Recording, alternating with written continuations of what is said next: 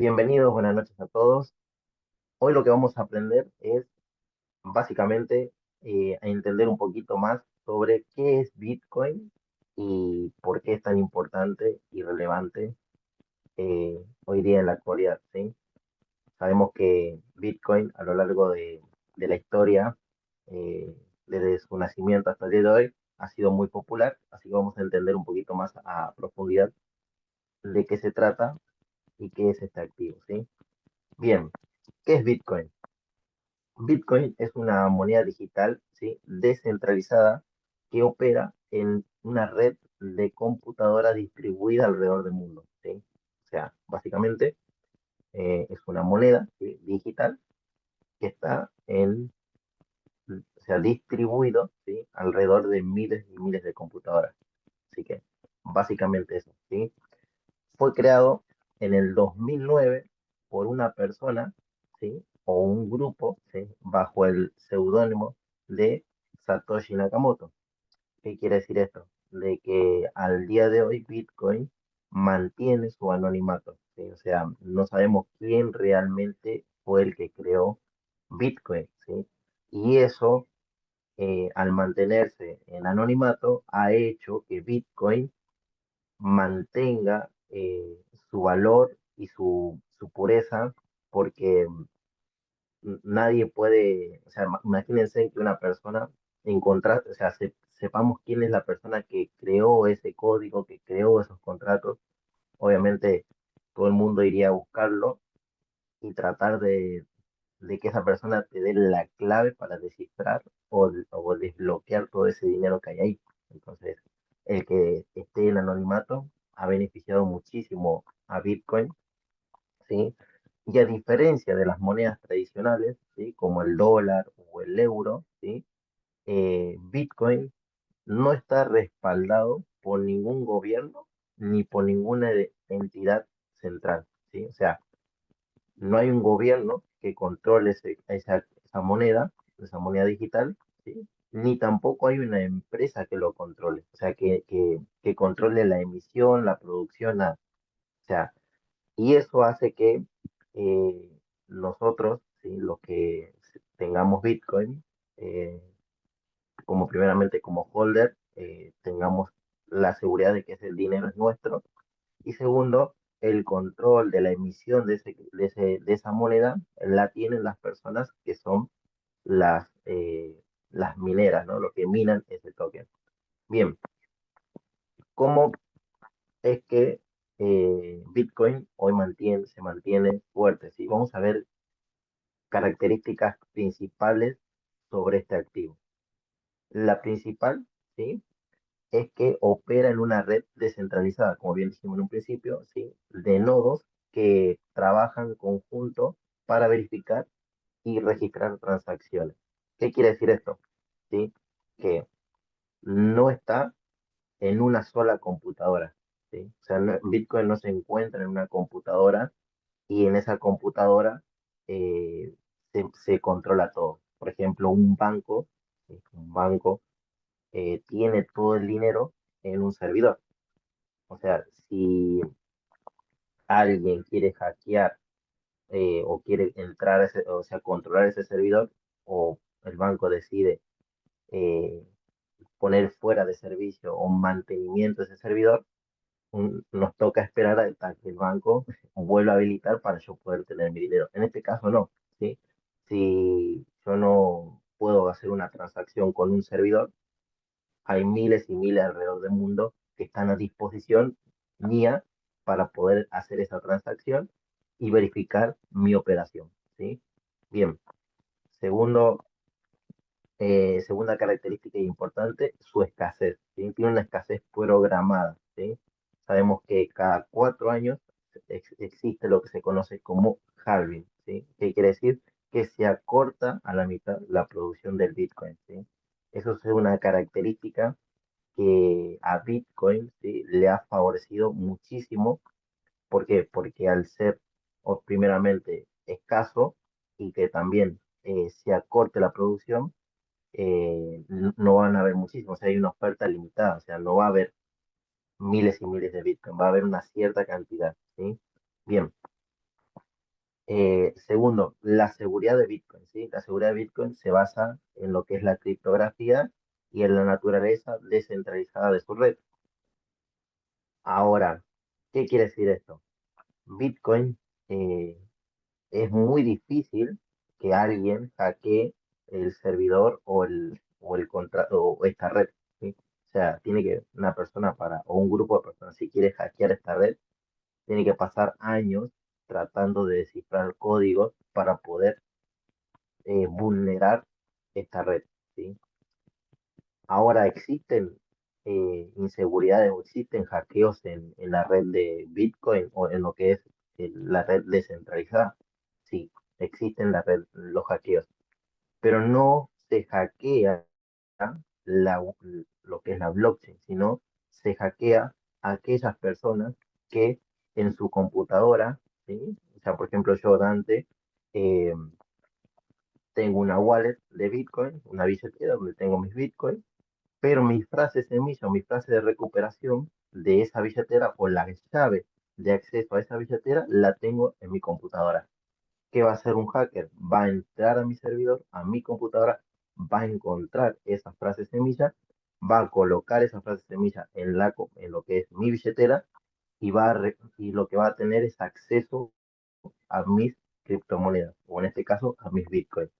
Entonces, no es que esa persona hackeó la red de Bitcoin, hackeó mi computadora, mi servidor. Por ende, yo quedé vulnerable. ¿Se entiende? Bien. Entonces, de esa manera, nosotros tenemos, cuando entendemos de qué manera existen los hackers y cómo operan estas personas, entonces empezamos a entender cómo podemos protegernos ante estas situaciones, ¿sí? Bien. Eh, Otra característica, ¿sí? Eh, Se utiliza como medio de intercambio para hacer transacciones en línea y fuera de línea, ¿sí? Y también se considera un activo de inversión. Al día de hoy, Bitcoin es un activo de inversión, ¿sí? Y se opera para hacer intercambios. Hay muchas personas que en línea quiere decir cuando yo intercambio, por ejemplo, un Bitcoin o un Bitcoin con lo que es moneda fiat, ¿sí? Con dólares, ¿sí? Y fuera de línea, puedo operar, por ejemplo, no sé, al día de hoy puedo comprarme un auto o una casa o puedo comprarme acciones, ¿sí? Que son fuera de la red, ¿sí? Entonces eso quiere decir que hoy Bitcoin se ha adaptado muy bien al ecosistema, a la economía mundial y está liderando todo ese proceso de economía global, ¿sí? Entonces, por eso se ha considerado un activo de inversión. Muchas personas empresas y gobiernos ya están empezando a resguardar su dinero o su tesoro en Bitcoin y en oro, ¿sí? Entonces, es importante que nosotros aprendamos esto y sí, porque si yo sigo con la mentalidad de que conservar mi dinero en pesos argentinos, en mi caso acá en Argentina, o en dólares, es o sea, sería una mala inversión o no sería una buena inversión, ¿no? Porque sabemos que tanto el peso como el dólar sufren inflación, o sea que al haber una emisión sin control, ¿sí? Entonces ese dinero, cada vez que se emita más dinero o se emitan más billetes, ese dinero pierde su valor. A diferencia de Bitcoin, que sabemos que tiene una oferta limitada, no va a suceder eso, ¿sí? Bien, yo les quiero hacer un viaje en el tiempo y vamos a ver lo que sucedió desde que Bitcoin salió en el 2009 al día de hoy, ¿sí? Así que si me acompañan, vamos para ahí. Hasta acá, ¿vamos bien? ¿Se escucha bien? Genial. Vamos de nuevo, vamos a compartir pantalla y vamos a ir al tiempo con Bitcoin. Bien, en este gráfico, ¿sí? En este gráfico, bueno, tengo a partir del 2020 para arriba. Pero acá yo les puse un ejemplo, ¿sí? Si ustedes o nosotros en el 2012 hubiéramos comprado $100 en Bitcoin, ¿sí? Que en su momento, en ese año, entre 2012 y 2013, el precio rondaba entre los $12, ¿sí? 12,35, ¿sí? ¿Cuántos Bitcoins yo hubiera podido comprar? 8,10, ¿sí? Vamos a hacer la cuenta con esos 8,10 Bitcoins. Ahora, ¿qué sucedió en todo este tiempo con Bitcoin? ¿Sí? Bien, para ir un poquito más a la actualidad, ya en el 2020, ¿sí? En el 2020 Bitcoin, lo que sucede es que empieza a tener el tope de los $8, ¿sí? Te imagínense, de tener $100 en el 2012, ya para el 2020, que ya Bitcoin empezó a tener más fuerza en el mercado, ya empezó a valer $8, ¿sí? ¿Cuánto yo hubiera tenido en capital, en dinero, ¿sí? Por haber esperado y conservado desde el 2012 al 2020 esos 8,10 Bitcoin, ¿sí? $71,280. Eso es lo que me hubiera capitalizado desde el 2012 al 2020, ¿sí? ¿Qué pasa? Viene la pandemia en el 2020, esta moneda se pasa a ser un refugio de capital y empieza a crecer, ¿sí? Mucha gente empieza a comprar y a resguardar y a empezar a tener más Bitcoin y viene lo que se llama el halving de Bitcoin, se acorta la producción de Bitcoin y para el 2021, para abril de 2021, Bitcoin hace su primer máximo de $64,000 cada Bitcoin. Recordemos que nosotros compramos 8,10.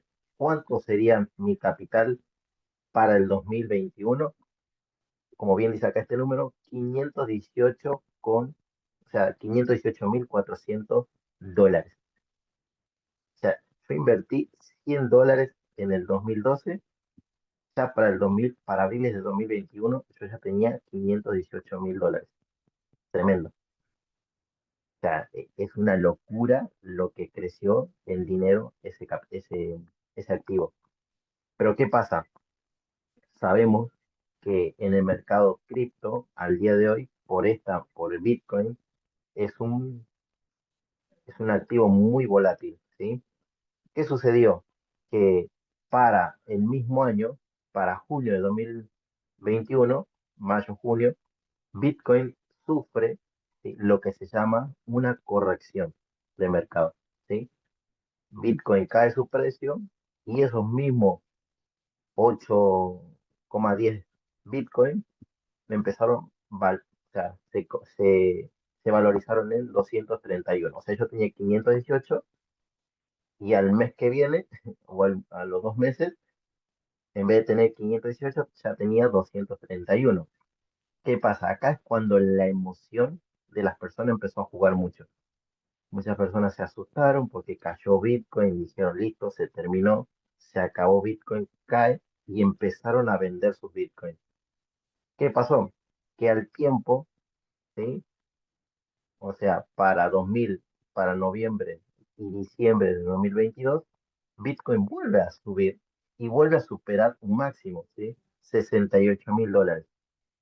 Los que fueron pacientes, obviamente volvieron, si conservaron sus activos, por ejemplo, en el caso de esta persona que compró $100, o sea, sus 8,10 Bitcoin, empezó a tener, o sea, volvió a tener $558,900 ya para el 2020, o sea, diciembre del 2020.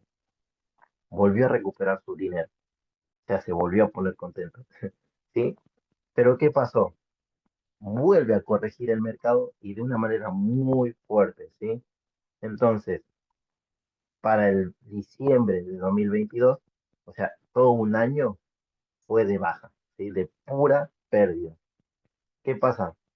Que de $558,000 pasó a tener $123,000, teniendo una pérdida de $435,000 en un año.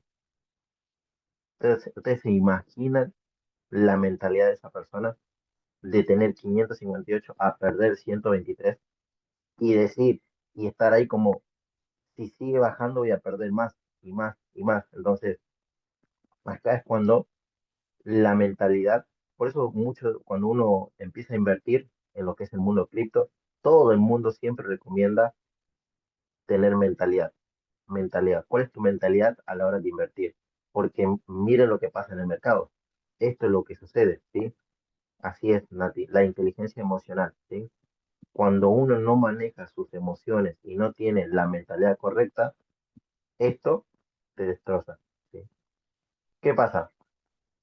Para el 2000, para fines del 2022, Bitcoin cae, tiene nuevamente su piso, pero con el tiempo vuelve a retomar y ya para el 2024, este año, ¿sí? Ya para marzo de 2024, vuelve Bitcoin a romper un máximo, ¿sí? Vuelve a romper sus $73.000. O sea, aquella persona que conservó su activo, ¿sí? Que conservó Bitcoin, o sea, sus 8.10, volvió a recuperar y ya se posicionó en $591.000. De nuevo, ¿sí? Un poquito más. Luego Bitcoin vuelve a tener una corrección de $396.000 para volver a tener un impulso nuevamente y volver a hacer un máximo nuevamente y tocar los $100.000, ¿sí? O sea, esa persona que arrancó con $100, ya para enero de 2025 estaba teniendo un capital de $882.900, ¿sí? ¿Qué pasa? Vuelve a haber una corrección y pasa a tener $606.900, ¿sí? Para después, al día de hoy, vamos a bajarlo, que Bitcoin tuvo su máximo, ¿sí? De llegar a los $120.000, ya de tener con esos 8.10 Bitcoin, tener un capital de $988.200, ¿sí? Bueno, obviamente ahora está corrigiendo, pero Bitcoin se está preparando para un nuevo máximo, que son sus $150.000, ¿sí? ¿Qué ha hecho que Bitcoin, o qué ha hecho por qué este mercado es tan volátil, ¿sí? Y usted imagínense que si usted hubieran comprado acá, en este precio, pensando de que iba a subir, iba a ser un máximo, y ¿qué pasó? Boom, cae, cae, cae, cae, cae, hasta liquidar el total de tu inversión o dejarte en lo mínimo, ¿sí? Cuando uno no tiene una estrategia de entrada y de salida en el mercado de las criptomonedas, lo que pasa es que el mercado te consume, ¿sí? Entonces es importante tener una entrada y saber cuándo entrar y cuándo salir en el mercado. Y también es importante el tema de saber holdear una moneda. Yo puedo holdear Bitcoin, ¿sí? Pero si yo hubiera aprovechado todas estas subidas y estas bajadas, me hubiera incrementado mi capital. Porque usted imagínense que si yo hubiera vendido acá en 558, tomo ganancias. Espero a que el mercado corrija y vuelvo a comprar acá cuando el mercado baja. O sea, yo ya hubiera tenido 518. Si compro acá, con 518 hubiera comprado más Bitcoin. Obvio que si hubiera esperado esta subida, hubiera vendido nuevamente acá. Y después espero a esta caída y compro de nuevo acá, vendo acá, compro acá, vendo acá, compro acá, vendo acá, y ahora estoy esperando nuevamente la entrada para volver a comprar y así esperar esa subida para volver a vender, ¿sí?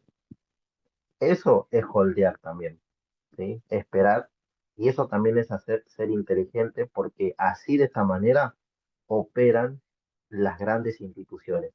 Estos movimientos fuertes que uno ve en Bitcoin y en todas las criptomonedas es porque las instituciones están tras de todo eso. ¿Quiénes son las instituciones?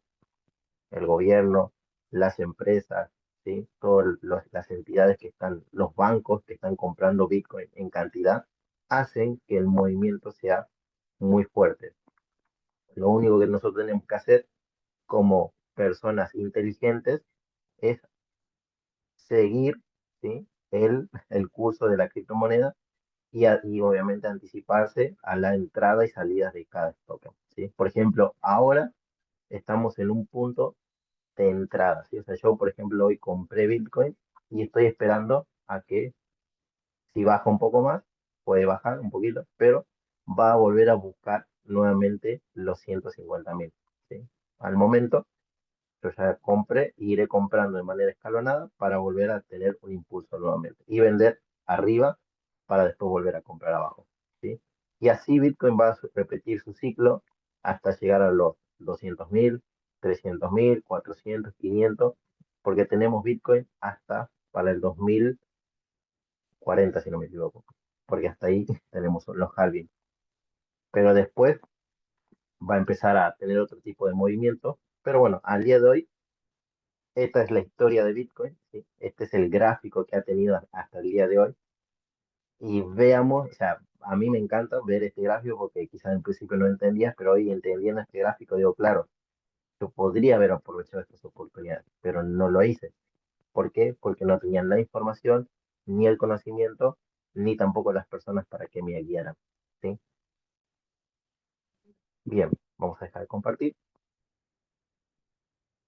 y vamos a dejar de grabar. Bueno, hasta acá llegamos con la grabación. Nos vemos en una próxima sala, chicos.